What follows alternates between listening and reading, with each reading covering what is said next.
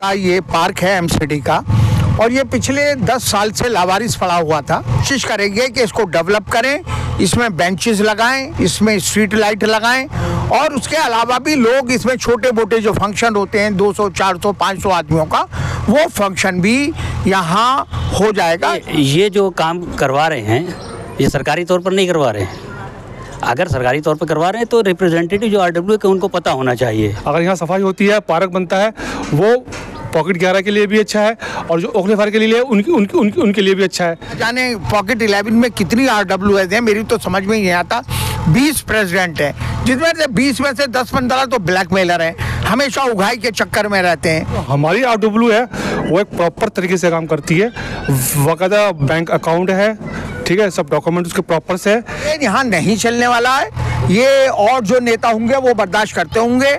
आसिफ मोहम्मद खान इन चीज़ों को बर्दाश्त नहीं करेगा पब्लिक इंटरेस्ट में। तो सरकारी तौर पे अगर काम कर रहे हैं तो सरकारी तौर पर कागजात भी कुछ होंगे, किसी तरह का कोई कार्रवाई होगी किसी तरह का, तो वो दिखाए ना। ये नहीं देखा जाता है कि कहाँ की पब्लिक है, वो ओखला विहार की पब्लिक होगी या पॉकेट 11 की होगी। हर आदमी को पार्क में बैठने का, पार्क में एंजॉय करने का, बच्चों को खेलने का राइट है।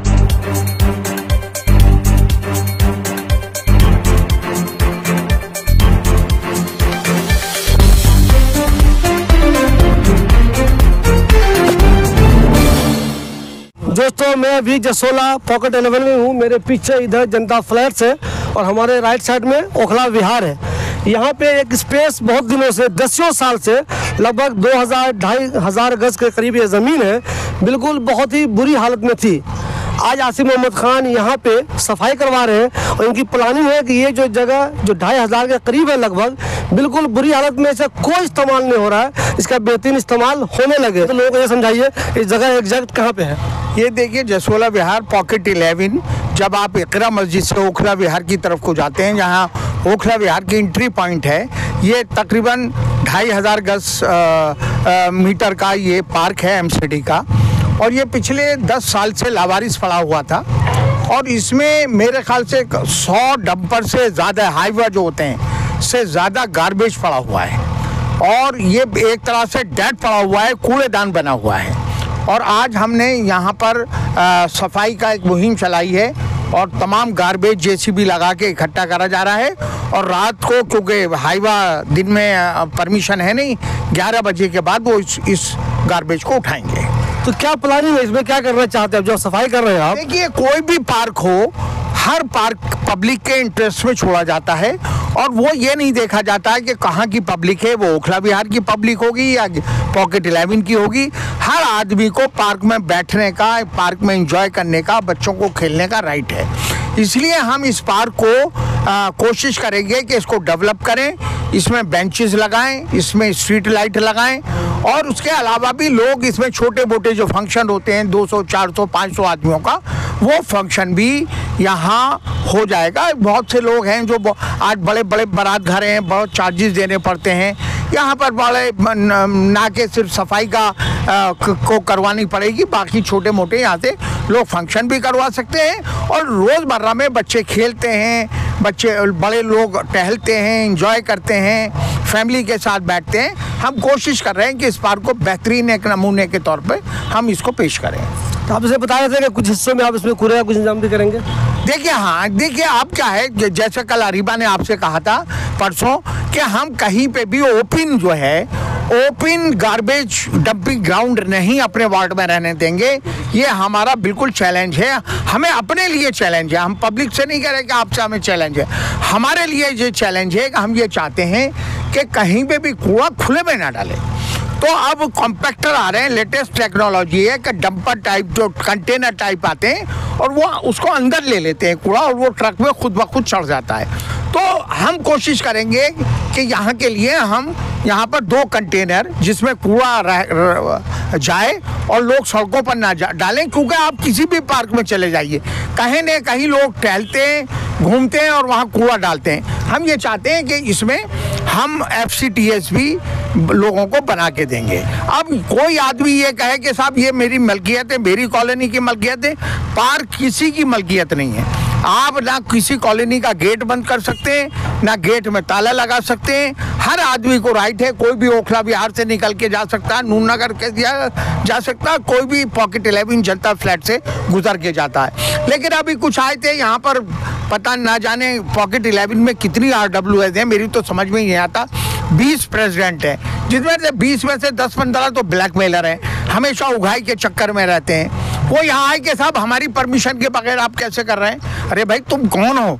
MCD का स्टाफ यहाँ काम कर रहा है, MCD की मशीनरी लग रही है, तुम्हें किसने परमिशन दे दी ये बात पूछने की कि हमारी परमिशन के बगैर आप कूड़ा कैसे उठा रहे हो? ये यहाँ नहीं चलेगा। इंशाल्लाह इस पार्क को हम जल्दी डेवलप करेंगे, साफ सुथरा करेंगे, और चाहे उसमें जनता फ्लैट वाले बैठे उठे एंजॉय करें, चाहे ओखला विहार। मुझे आज एक चीज़ बताइए, ये तो आप पब्लिक के भलाई के लिए काम कर रहे हैं, तो इसमें किसी को एतराज़ क्यों हो सकता है? इनके अपने पर्सनल इंटरेस्ट हैं, ये पैसे लेके लोगों की शादी करवाते हैं। ये देखिए जो आया था अभी, एक सुहेल है, एक फारूक है, एक कोई और है, क्या नाम है? सुहेल, फारूक और अनीस। वो MCD के रोडों पे ऑफिस परमानेंट कंस्ट्रक्शन करके बैठे हुए हैं, और यहाँ जो अनऑथराइज कंस्ट्रक्शन होता है उनसे सबसे पैसे लेते हैं। अब हो सकता है कि वो यहाँ पर इसलिए आए हो कि हमें भी कुछ हिस्सा मिल जाए।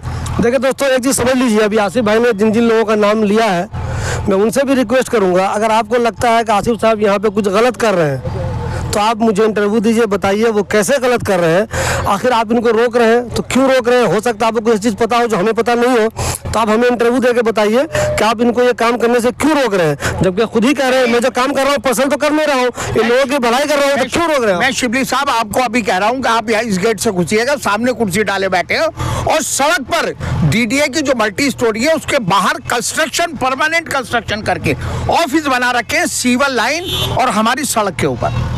अभी आप जाइएगा, मैं आपसे भी कहना चाहता हूँ, आप उनसे पूछिएगा कि जो आप ये सड़क पे कंस्ट्रक्शन करे बैठे हैं, ये किसकी परमिशन से? क्या MCD की परमिशन है आपको? ये MCD की रोड है, इसके नीचे सीवर जा रहा है, कल को बंद होता है, पूरे एरिया में उबल रहा है सीवर, तो सब ये लोग और आगे भी लोगों से पैसे लेके ये अनऑथराइज कंस्ट्रक्शन करवाते हैं। मैं एलिगेशन नहीं लगा रहा, खुद अनीस अपना ऑफिस खोले बैठा सड़क पे, परमानेंट कंस्ट्रक्शन, लेंटर डाल की सड़क पर हो। आप उससे बात पूछिएगा, पहला सवाल आप अनीस से ये करिएगा कि ये ऑफिस जो खोले बैठे हो, लेंटर डाले हुए, ये आपको DDA ने अलॉट करा, ये सड़क पे बैठे हुए हो? और वो आदमी आके हमसे ये पूछ रहा है कि मेरी परमिशन के बगैर आप कूड़ा कैसे उठवा रहे हैं? ये बोले, मैं तो कह रहा हूँ आप आमने सामने लाइए, आप उसका ऑफिस में बैठ के मुझे बुलाइए, मैं उससे पूछूं कि ये MCD के रोड पे तुम्हें बनाने का किसने परमिशन दी है। मैं एलिगेशन नहीं लगाता हूँ, मैं झूठ नहीं बोलता हूँ। आप ये बात पूछिएगा मेरा नाम लेके, और कहना कि इसका कोई प्रूफ हो जो सड़क पे ऑफिस खोले बैठो, आप बोर्ड दिखाना। ये 2 नंबर से बोर्ड लगा रखे हैं RWA के, उसी अनीस ने यहाँ लिफ्ट लगाने का ऑफिस खोले बैठा है सड़क पर, लेकिन पार्क में कूड़ा उठाने पे उसे ऑब्जेक्शन है। अपने आप को बताता है हम RWA के प्रेसिडेंट और जनरल सेक्रेटरी, तो ये यहाँ नहीं चलने वाला है। ये और जो नेता होंगे वो बर्दाश्त करते होंगे, आसिफ मोहम्मद खान इन चीज़ों को बर्दाश्त नहीं करेगा पब्लिक इंटरेस्ट में। फिर कह रहा हूँ आपसे, जिन जिन का नाम आसिफ साहब ले रहे हैं उन सबको चाहिए कि अगर आप में कोई कमी नहीं है, आपने कोई गलती नहीं की है और ये गलत तरीके से आपको ऐसा इल्ज़ाम लगा रहे हैं, तो आप मुझे प्लीज़ इंटरव्यू दीजिए और आप भी अपनी बात रखिए। आसिफ भाई, मुझे कई लोगों ने जो 16 से कई बार मुझे फ़ोन किया कि यहाँ बहुत सारी परेशानी है, बहुत दिक्कत है इस कॉलोनी में, इस पर खबर बनाइए। हालांकि वो लोग सामने कैमरे के बोलने तैयार नहीं हुए, इसलिए मैं खबर नहीं बना सका हूँ अब तक। क्योंकि मैं बता रहा हूँ, एक मिनट सवाल सुन लीजिए। मैंने उनसे कहा कि प्लीज़ सामने बोलिएगा तभी मैं कुछ कर पाऊँगा आपको। कल मुझे कुछ साहब ने यहाँ लाइट लगाते हुए फ़ोटो भेजी कि देखिए शिबली भाई, हम लोग खुद लाइट लगा रहे हैं और कांसर गायब है, वो लाइट हमारी नहीं लगा रही है। इस पर क्या कहेंगे आप? देखिए, मैं शिबली साहब आपको एक बात बता रहा हूँ, मैं स्टेप बाय स्टेप आऊँगा। ये अरीबा जब काउंसलर बनी उससे पहले जल बोर्ड ने सारी रोडें खोद दी, अमानतुल्लाह ने सारी रोडों पे खुदवा के पाइपलाइन डलवाई है। अब जब MCD की रोड कोई खोदता है तो उसके रोड कटिंग चार्जेस MCD को देने पड़ते हैं और पूरे रोड के देने पड़ते हैं। अब जब हम यहाँ तक आए तो पता चला सारी रोडें खुदी पड़ी है। अब काफ़ी दिन ये झगड़ा चला MCD का और कि भाई ये पैसा क्यों नहीं लिया गया जल बोर्ड से, आपकी परमिशन के बगैर जल बोर्ड ने, तो पता चला कि अमानतुल्लाह ने ज़बरदस्ती रोडें खुदवा दी है ना। अब हमने कलेक्टिवली कम से कम 2-2.5 लाख करोड़ का ये एस्टीमेट बनवाया। एक रोड भी सही नहीं है, लेकिन ये सही नहीं है, ये अभी नहीं बिगड़ी, ये पिछले कई साल से जब अरीबा काउंसिलर नहीं थी तो ये बिगड़ी है। आप सुनिए बात। रही यहाँ पर बरसातियाँ हैं, सीवर जल बोर्ड में आता है और सीवर मेन रोड के बीच में होता है और बरसातियाँ साइड में होती हैं, जो बरसात का पानी चलती हैं, अगर उसमें कोई सीवर खुलता है तो उसका चालान होगा। बरसातियाँ जैसे हम पहले भी आपको बात बता रहे हैं, काउंसलर करेगा। सारी आधी बरसातियों के ऊपर कमरे बना रखे हैं। आप इन आरडब्ल्यूए वालों से ये पूछो, जो आरडब्ल्यूए का प्रेसिडेंट अभी बता कर गया है वो भी कमरा बनाए बैठा है। अब आप बताइए कि उसका फर्श तोड़े, उसका मार्बल तोड़े, वहां वो स्टॉर्म वाटर बंद है बरसाती, जिसमें लोगों ने सीवर खोल रखा है। उनसे पूछना ये बंद है नीचे, आसिफ साहब कह रहे हैं कि तोड़ें तुम्हारा फर्श। अच्छा भाई, इनकी लाइट क्यों बात रही। हमने 25 लाख रुपए का टेंडर करवाया है, 2-4 दिन में उसका वर्क ऑर्डर होने जा रहा है।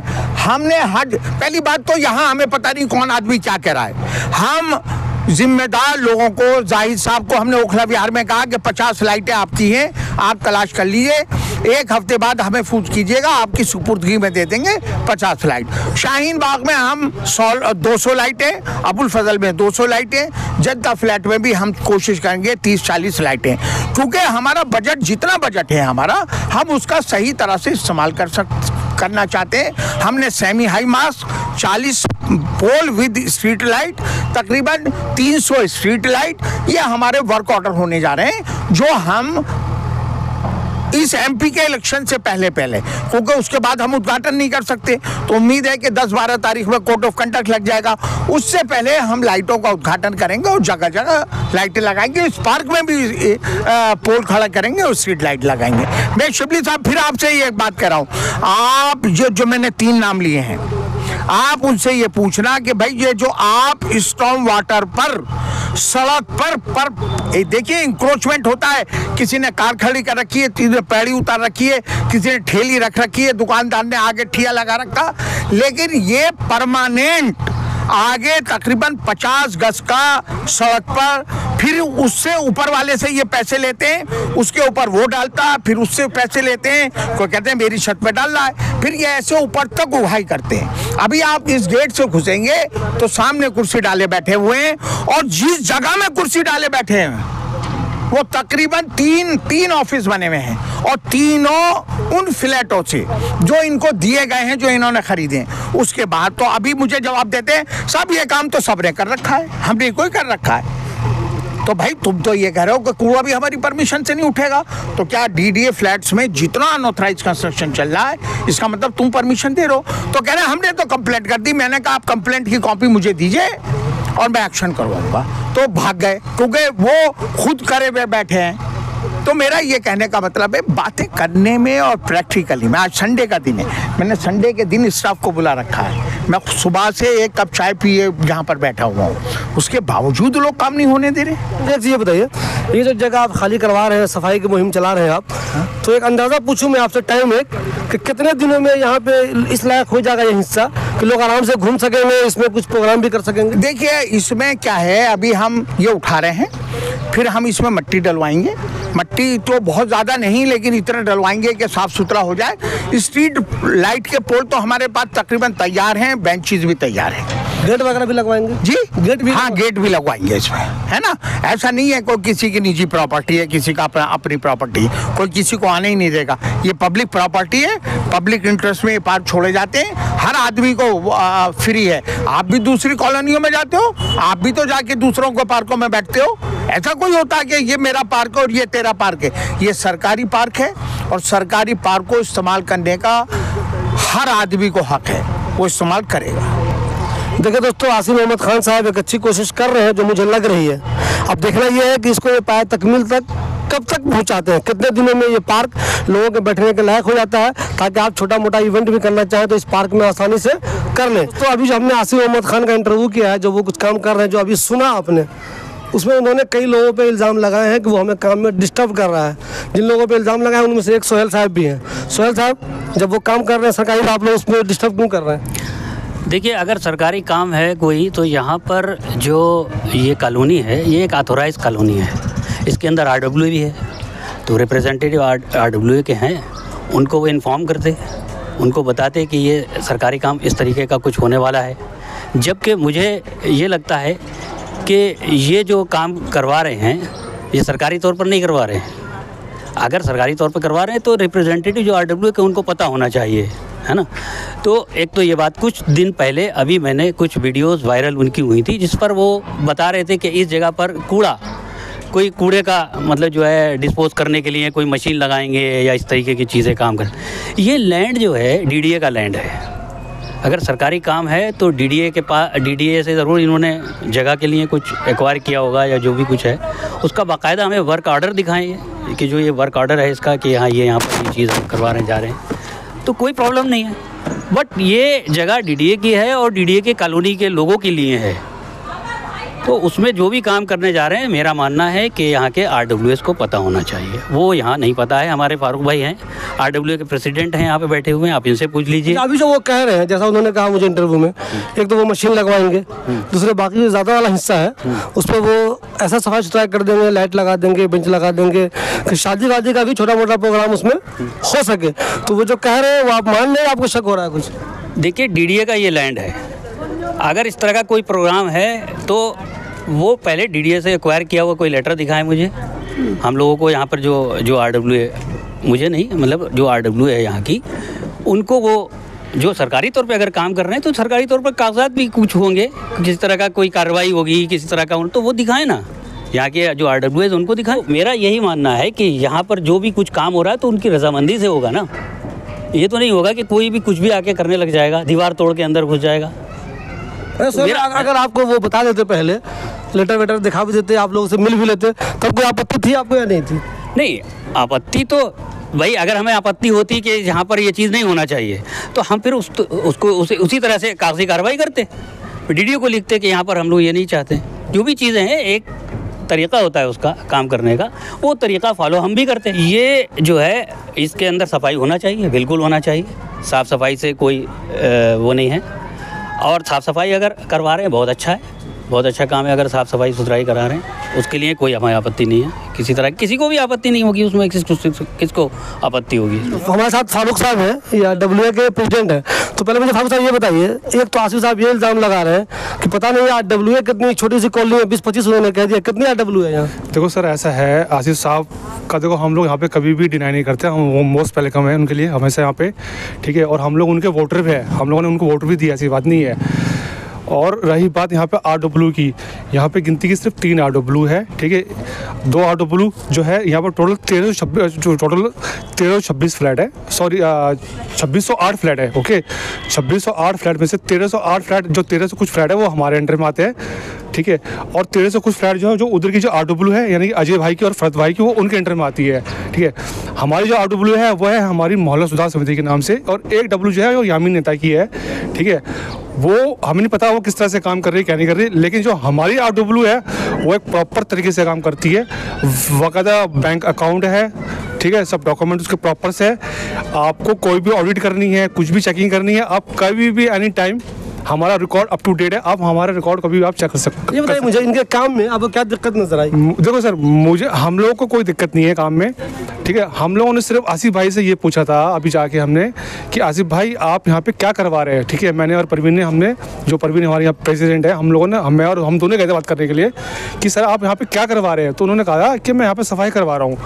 तो हम उनकी अभी 4-5 दिन पहले कुछ वीडियो वायरल हुई थी, ठीक है। उस वीडियो वायरल में उन्होंने क्लियर बोला है कि हाँ यहाँ पे हम कुछ दिनों में डंपिंग यार्ड यहाँ पे बनवाने वाले हैं, ठीक है। तो उस बात को लेके हम लोग कुछ प्रॉब्लम में थे, कुछ चिंतित थे हम लोग उस चीज़ को लेके। तो इस करके हम लोगों ने जो है अभी आसिफ भाई को हमने पूछा कि आसिफ भाई अगर आप सफाई करवा रहे हैं तो बहुत अच्छी बात है, सफाई करवाओ, कोई इशू नहीं है। वो कह रहे हैं कि हम पार्क बनवा रहे हैं, ठीक है, आप अच्छी बात है। अगर यहाँ सफाई होती है, पार्क बनता है, वो पॉकेट 11 के लिए भी अच्छा है, और जो ओखले फार के लिए उनके लिए भी अच्छा है।